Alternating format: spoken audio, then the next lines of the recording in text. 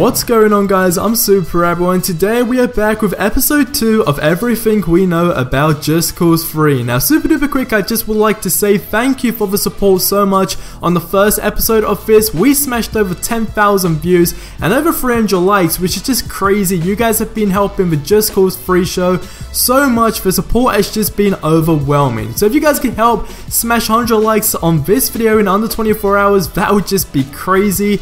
And as well, I'd just like to say this might possibly be the last episode until after E3 2015. The reasons are pretty obvious, because hopefully after E3 we will have a ton of new information and all that good stuff and just more to talk about. But now anyway, let's continue into the video.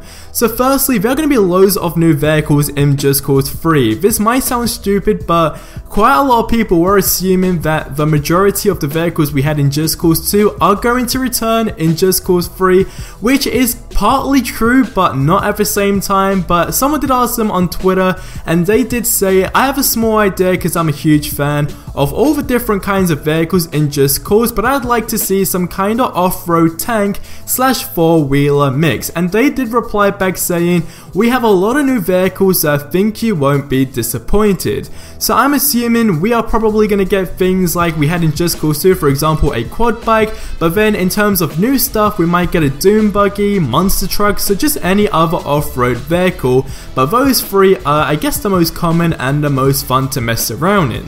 Now apparently air is definitely safer than the ground in Just Cause 3, so that just automatically says there's gonna be a heap of stuff going down, I guess, on the ground, so you really want to stay in the air. But then again, apparently you can do like air battles and stuff like that, like military are gonna have their own jets attacking you, so realistically it's not safe anywhere. But I mean, just from them saying this, it does seem that there's going to be a ton of stuff like random events and all that good stuff going on in the game.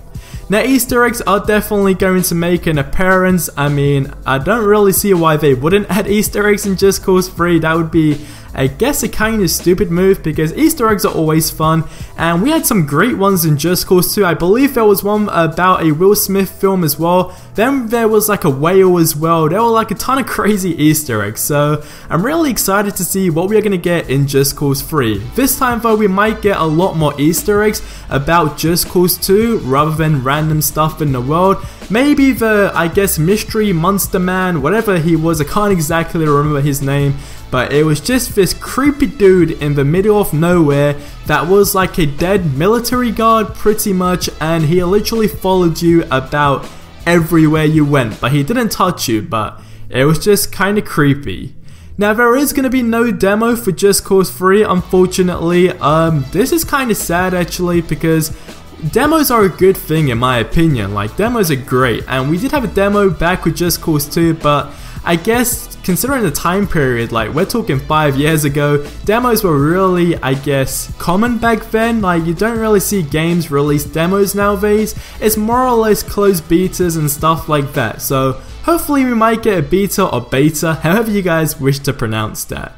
Now, as most of you guys are probably aware, there is going to be no multiplayer or co-op in Just Cause 3, at least not from the Just Cause 3 team themselves, but a modding team will probably add it. But there are definitely going to be some online aspects, so for example, I guess mini races, that will probably go online. You can technically compete, I guess, against people around the world, like the fastest lap time or something like that. But there's going to be quite a lot of online aspects, but at this moment in time, we aren't exactly too sure specifically on what we are going to get, but I guess it still is kinda cool anyway. Now there is going to be, and I quote, a lot of boom boom weapons. Now that probably just sounds like a bit weird, like what the hell is a boom boom weapon? But then again, I'm thinking bazookas, RPGs, grenade launchers, or maybe they might have a, I guess, specific, not real weapon, if that makes sense. You might just technically get some sort of imaginary weapon, but there's gonna be a lot of boom boom weapons, so that's just a great thing. Like, who doesn't like boom boom weapons? Now the collector's edition hasn't exactly been announced yet as to what we are going to get, but that is going to be announced real soon, as in the next couple of weeks. So if you are someone who definitely knows you are going to be getting the collector's edition, then there's going to be some news for you guys in the next couple of weeks. Now all items will be free once you unlock them. A lot of people are kind of confused about if you unlock something, you still have to go and pay for it, etc, etc. Are there going to be microtransactions and all that sort of stuff? And the answer is a big fat no. None of that stuff is going to happen. Once you unlock something, it's yours forever. There is no money involved, I believe, or anything like that, which is a cool thing, but then again, it might be quite challenging to unlock these sort of things. But either way, the reward is gonna be worth it. Now the last fact for today is that you can still swim underwater. Yes, this is absolutely freaking insane because you could do this in Just Cause 2, but it was kind of suckish in that game. Don't get me wrong, it was still cool, but like there was no big risk where you had to kind of watch your back. Literally the only way to die was just running out of oxygen. Like you never had that fear of coming across underwater wildlife that will literally just kill you, for example a shark or something like that. So that kind of sucked, but this time in Just Cause 3 there is going to be underwater wildlife, which is just great.